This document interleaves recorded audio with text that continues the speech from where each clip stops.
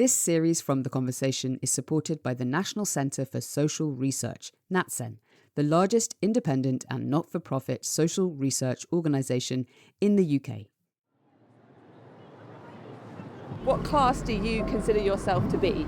It's a tricky business, asking a British person what their class is. Middle class. Working class. Working class. Working class. Middle class. It can make them uncomfortable. Don't ask me. So it's super simple. What class do you identify as?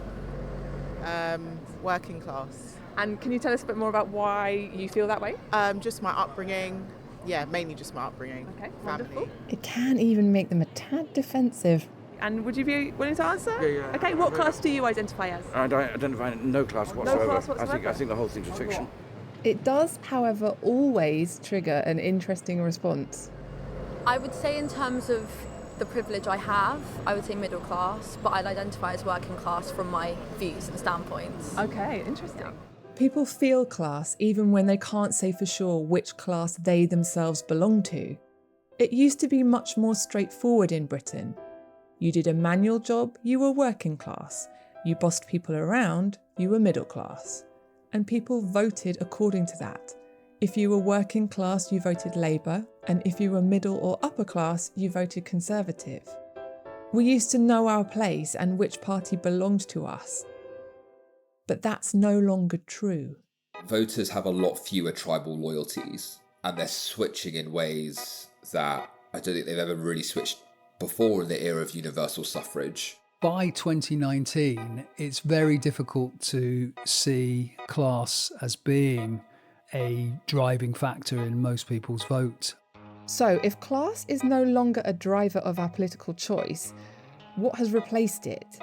We clearly still think a lot about class in Britain today, so can it possibly simply have evaporated from our politics? I mean, clearly class is not a thing of the past, and you also now have this, in some ways, counterintuitive development of middle-class people reclaiming their working class heritage in a way. The British relationship with class means that it's continued as an influence in politics perhaps longer than elsewhere. And if class doesn't matter in politics anymore, why does our new Prime Minister Keir Starmer spend quite so much time hammering on about this? My dad worked in a factory. He was a toolmaker. My mum was a nurse. We didn't have a lot of money when I was growing up. I'm Laura Hood, Senior Politics Editor at The Conversation UK, and these questions have been bothering me as I've covered the highs and lows of British politics since the Brexit years. Welcome to Know Your Place, What Happened to Class in British Politics. Over the next 5 episodes, I'll be exploring what broke the relationship between class and voting and what that means for the future.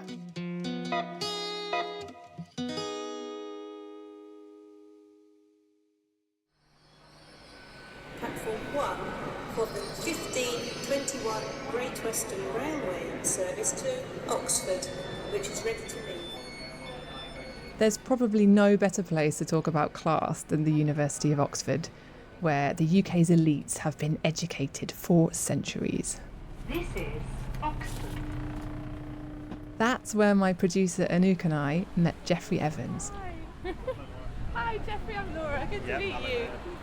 He's a professor of sociology and author of The New Politics of Class, The Political Exclusion of the British Working Class. Oh wow, I love your collection. I used to work in the pottery industry in Stoken. Actually, one or two of the factories I worked in are here, but obviously this is all stuff from 1930 or thereabouts. It's all like Art Deco. The first thing you notice when you enter Geoffrey's office is an incredible display of pottery. Dozens of teapots, milk jugs and coffee cups adorn shelves around his desk. And as you can hear, I was taken aback by how beautiful it was. What were you doing for them?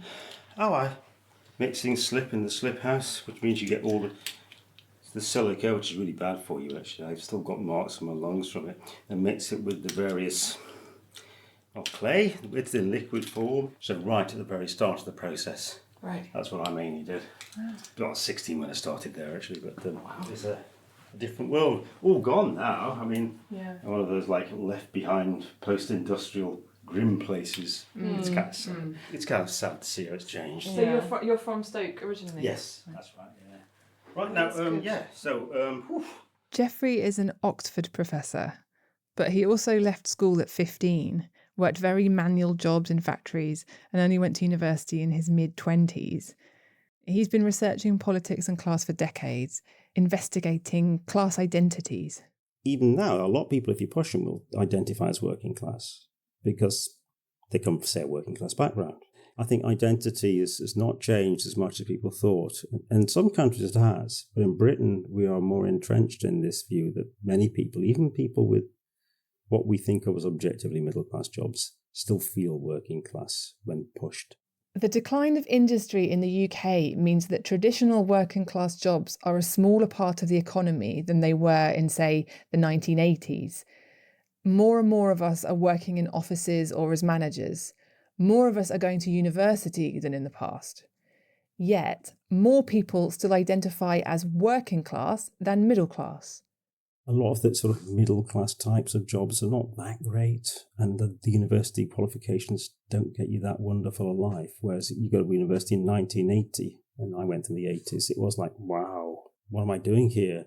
It's like a very different world. I met middle-class people, and it was like a very different world. But now, loads of people go to universities all around the country, and they come out of it, and I don't think they feel like they're a member of a privileged upper middle class elite anymore. Absolutely not. The National Centre for Social Research found in 2023 that 77% of people still believe that social class affects a person's life opportunities, either a great deal or quite a lot. In fact, more people think that this is the case than in the 1980s, a time when the class structure was far more overt. I put this to Tim Bale, who I often bother when I need help understanding British politics. He's a professor at Queen Mary University of London. This whole project has been a sort of eye-opener in terms of how the way the British feel class, just like within us, there are certain things that we don't need to say. And a lot of people would like to think that class is a thing of the past, but we carry it with us in our every interaction. Yeah, I mean, clearly class is not a thing of the past. And you also now have this, in some ways, counterintuitive development of middle-class people reclaiming their working class heritage in a way. You know, people suggesting that somehow they're working class because their grandfather did a manual job, even though actually, you know, their parents went to university and so did they, and they're in fairly middle-class occupations. So I don't think we can completely dismiss class from any consideration of politics, even if we say that it's now quite difficult to predict, as it were, someone's vote from their class position. But so why do you think that people want to claim working class status? Yeah, I mean, it is a really difficult one. I mean, I can, feel it in myself, I think sometimes, but it would be ridiculous of me to call myself working class because my dad was a university lecturer and my mum was a teacher, and the fact that, okay, my dad's dad worked in an aircraft factory. I mean, how relevant is that? But a lot of people will do that. Yeah. Many of us are working in what were once thought of as elite jobs, but are unable to get on the housing ladder. Some of us are becoming millionaires off the back of manual jobs. Lots of us are ostensibly self-employed, but are really working as wage slaves to gig economy algorithms. We have grandparents who worked in manufacturing, or as in my own case, in coal mines, but just 2 generations later might find ourselves on the receiving end of a jibe about the metropolitan elite. Or is that just me? If you think that class is still easy to describe, let me ask you, is Victoria Beckham wrong to describe herself as from a working class family? Yeah, I mean, I think also we both come from families that work really hard. Both of our parents work really hard. We're very working class. Be honest. I am being honest. What car did your dad drive you to school in? Okay, in the 80s, my dad had a Rolls Royce. Thank you. This clip is from the couple's recent Netflix documentary, Beckham. And after all, Posh Spice's dad was a working class North Londoner. He made a fortune after creating his own electrical wholesale business, and he drove around with a white van alongside his Rolls Royce. So, When does a person stop being one class and start being another? I'm an Oxford professor. I go back to Stoke every week. However, I keep quiet about my life down here because it's just too damn privileged. And right. Although I've got very strong memories of what it's like working in the factories and that, it's a long time ago now. In 1967, legendary political scientist Peter Polzer wrote, "Class is the basis of British party politics. All else is embellishment and detail." And when I sat down with John Curtice, Professor of Politics at the University of Strathclyde and Senior Research Fellow at the National Centre for Social Research, he mentioned Polzer's quote straight away. And essentially the point was that it wasn't a one-to-one relationship, but that people who were in working class jobs, so people who essentially were engaged in manual work, they were doing what they were told to do and they were essentially manual jobs. They tended to vote Labour, which of course was founded at the beginning of the 20th century in order to provide representation for working class people. Conversely, middle class people, people in reasonably, usually well-paid professional or managerial jobs, together with people who are self-employed, which is always an important part of the Conservative coalition, that they were more likely to vote Conservative. Labour folk at the end of the day were more concerned about inequality. More middle-class folk were more concerned about growing the pie, having incentives for business to be able to grow the economy, etc., etc. And so that, divide was an important divide. Of course, it's never that simple. One thing that was always true even back in the 1950s, 1960s, given that then the working class were more numerous than the middle class, the Conservative Party was only able to win elections by having some success at appealing to working class voters. But equally now, as the occupational structure was changing and we were becoming a majority middle class society as opposed to a majority working class society, so Labour had to think a little bit about, how do we expand our class base? The Labour Party has continued to grapple with this question into the 21st century too. But for the most part, that underlying pattern stood. Working class people voted Labour and middle class people voted Conservative. Until 2019. I've just been to see Her Majesty the Queen earlier on, and she agreed to dissolve Parliament. It was strange and confusing in many ways. That was the year that Prime Minister Boris Johnson hid in a fridge to get away from journalists. I'll be with you in a second. Right, he's been taken inside, into the freezer. He's gone into the fridge. And do you remember that incident when he snatched a reporter's phone to avoid a difficult question? You refuse to look at the photo. You've taken my phone, put it in your pocket, Prime Minister. It was a weird time. But the most striking and significant feature of the 2019 election was the fall of the Red Wall. Clyde Valley in Northumberland, election night's first shock result. When this seat turned blue, the die was cast. Boris Johnson wasn't just going to take Labour's Red Wall, he was going to wipe it out. A block of constituencies across the middle and north of England that had previously been solid Labour working class heartlands switched to voting for Boris Johnson's Conservatives. In some cases, it was the first time the Tories had ever taken the seat, and in a lot of cases, it was the first time lifelong Labour voters had voted for the other side. Here's Tim Bale again. By 2019, it's very difficult to see class as being a driving factor in most people's vote. Class voting seems to have completely disappeared. And that is in part because a lot more middle class people are voting Labour and Liberal Democrats, but it's also because a lot more working class people are voting Conservative. And I think, there was clearly an attempt on the part of the Conservatives to corral those people into their electoral coalition, not necessarily on the basis of economic policies, but generally speaking on the basis as, if you like, a cultural appeal to working class voters. Johnson, an Eton-educated posh boy, was lauded as some kind of Pied Piper of the working classes. He'd wooed England's post-industrial communities to the party of the aristocracy.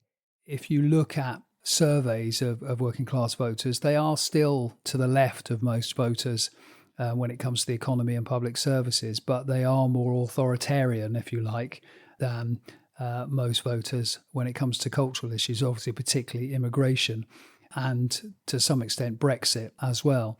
So I think what Boris Johnson was trying to do was to launch a cultural appeal to working class voters and to some extent an appeal based on a promise, having got Brexit done, to expand public services once again, and obviously levelling up was to a certain extent an attempt to appeal to, you know, that more kind of leftist feeling among working class voters. So I think Boris Johnson was consciously doing that, or at least those around him were consciously doing that. The fall of the Red Wall was really part of a trend that had been happening for several decades. In 2019, some working class voters did move away from Labour towards the Conservatives, but they didn't move as a class group. We shouldn't underestimate the kind of power of the Get Brexit Done slogan. That's Paula Surridge. She's Professor of Political Sociology at the University of Bristol. She's the reference for political surveys. Those that voted for Brexit wanted Brexit done, but there were also, by that point, a lot of what we might think of as kind of soft Remainers. So people who weren't campaigning for second referendums, who just actually wanted Brexit done so that they could talk about other things, so that they could talk about what was happening to public services, what was happening to high streets and so on. So it was a really, really powerful slogan because it brought this coalition together of people that absolutely voted for Brexit and wanted Brexit done, but also people who were just a bit tired of talking about Brexit.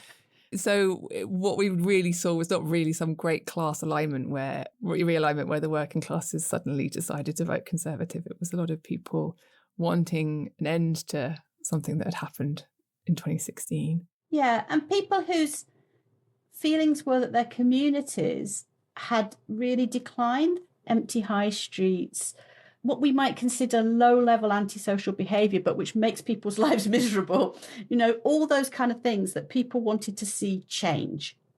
And some of them had voted for Brexit because they thought that might bring that change. And then in 2019, they voted Conservative because they thought that might bring that change. If it felt like a flocking of the working class to the Conservatives, it's because election strategists were tapping into our very British tendency to see class everywhere. People in Britain understand politics in class terms. After the 2019 election, we did focus groups in what at that time were called the Red Wall seats. And these class-based images of politics came through in the way that people talked about politics. You know, they would talk about people who were just out for themselves, wealthy people. They would use the language of class to talk about the different parties, and they would use the language of class to talk about what had happened in 2019. So I think that's left politics in Britain still deeply coloured by class, even if actually the straight-up relationship between the individual parties and particular classes has broken down to a certain extent. And you know what else was messy in terms of class and voting? Well, at 20 minutes to 5, we can now say the decision taken in 1975 by this country to join the common market has been reversed by this referendum to leave the EU. Brexit. We often hear that the Brexit vote was a revolt by the working class against the elite, especially from its chief architect, Nigel Farage, now leader of the Reform Party. And I think it was the old Labour vote that came to us, and we campaigned as hard as we could in those areas. So if we look at how demographics connect with Brexit vote, class is not the most important factor. Education is a stronger predictor of Brexit vote than class, with those with degree or higher level education more likely to vote Remain than those with lower level qualifications. So the middle class in Britain is bigger than the working class in Britain. So if you take both the Remain vote and the Leave vote, there are more middle class voters in both because they're a bigger proportion of the population. But if you take an individual middle class or working class voter, the working class voter is more likely to have voted for Brexit than the middle class voter. So you can move the data around to make both arguments. So does Brexit tell us anything about class and politics? If we look at party identity, so whether or not people feel attached to a party, we can see a real step change in the people saying that they don't feel attached to a political party between 2014 and 2017. So what Brexit does is it makes people think about two connections to parties: their connection on whether or not they want to see greater redistribution of wealth, more funding for public services, those kinds of issues. And then it puts alongside them these issues around tolerance, law and order. We could potentially throw immigration into that. And so people then have got two different ways of assessing which party best represents their interests.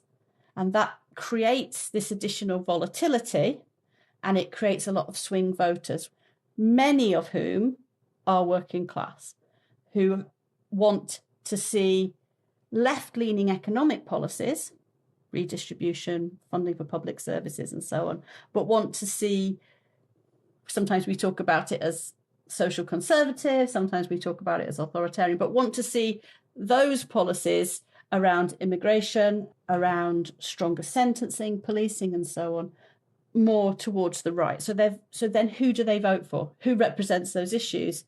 I've never heard it put in such good terms. I feel like I suddenly understand things so much better. If you like this podcast, why not listen to What's Wrong with Democracy, a new weekly podcast from Tortoise Media in partnership with Open Society Foundations. Join political scientist Ben Ansell and guests from the world of politics as they explore the issues affecting democracies both near and far, and whether our fractured body politic can be put back together. Search for What's Wrong with Democracy wherever you listen to your podcasts, and follow the feed to make sure you don't miss an episode.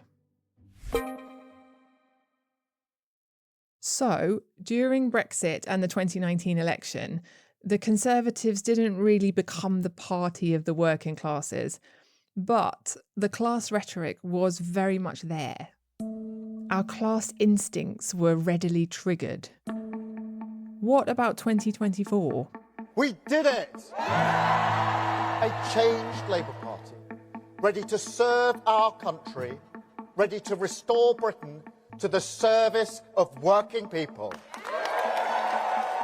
For the first time in 14 years, Labour, a party originally set up to represent working people, was back in power. John Curtice again. Labour thought to have any chance of being able to win that they would need to have to particularly reconnect with working class voters, and also, by the way, those who had voted Leave. Did they manage? The full analysis of the 2024 vote is still ongoing, but the one thing that we do already know about the election was that turnout was one of the lowest in history, at just 60%. The politics of Westminster and the politics of the electorate have never been further apart. I mean, the outcome of the 2024 election was the most disproportionate ever.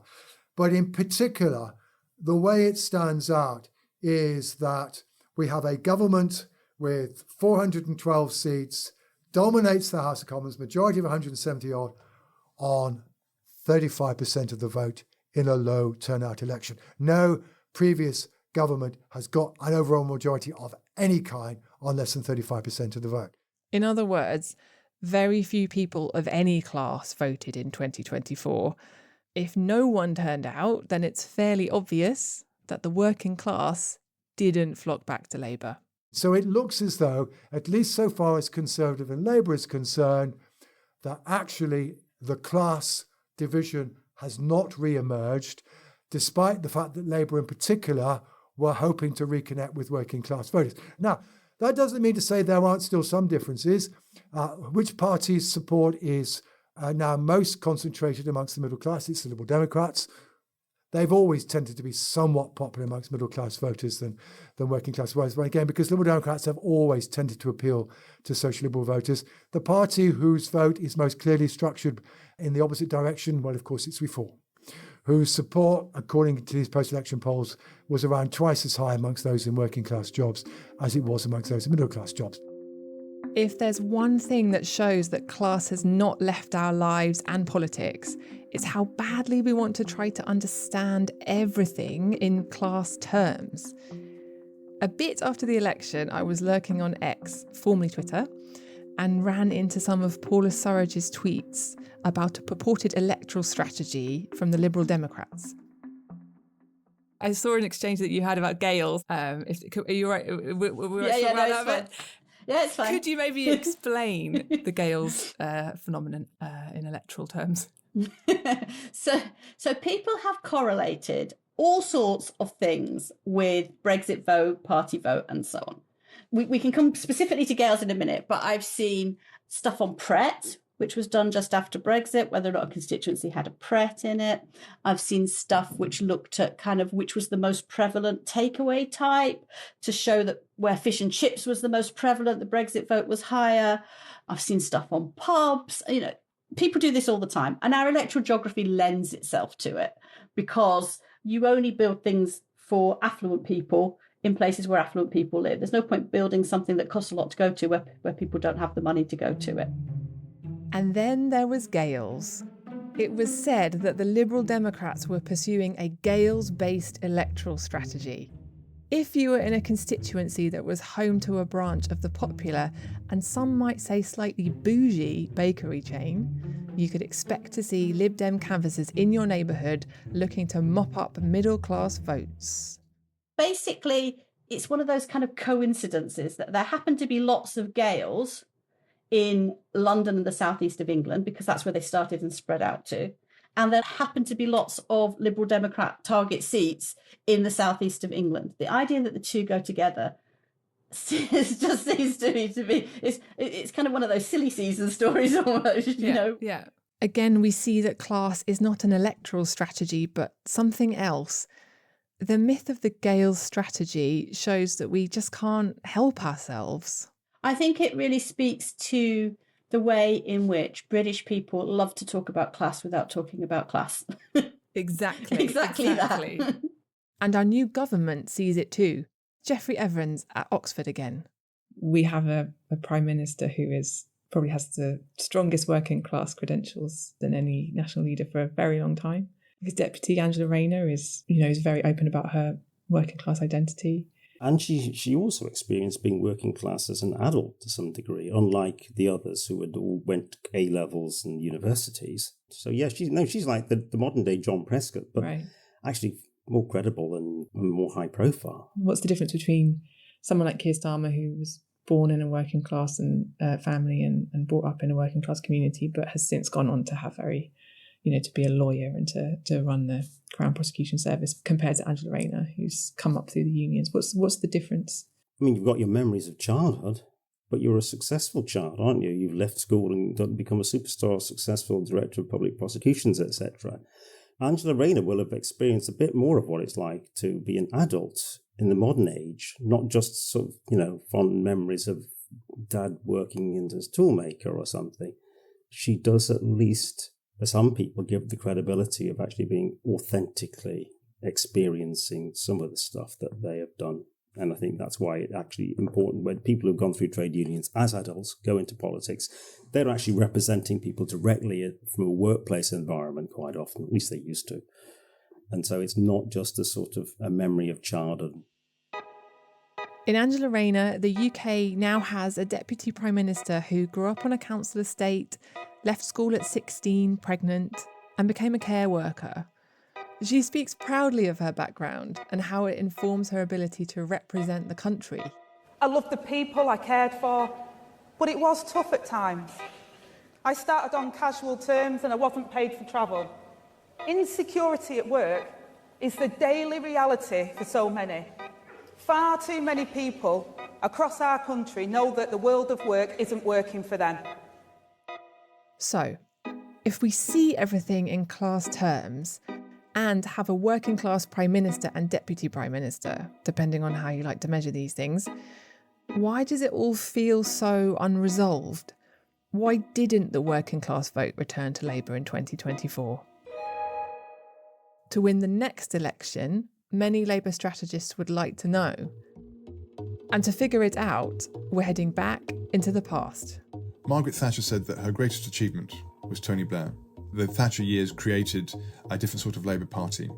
But in the Labour narrative, he is now something of a villain for all sorts of reasons, not the least of which being, as far as class is concerned, that he was insufficiently concerned with traditional Labour values and traditional Labour policies, and much too concerned with appeasing the traditional enemies of the party who eventually, they would say, consumed him. That's next time on Know Your Place from the Conversation Documentaries. This podcast was written by me, Laura Hood, and our producer, Anouk Millet. She also mixed the series. Our executive producer is Gemma Ware. If you'd like to get in touch, please email us at podcast@theconversation.com.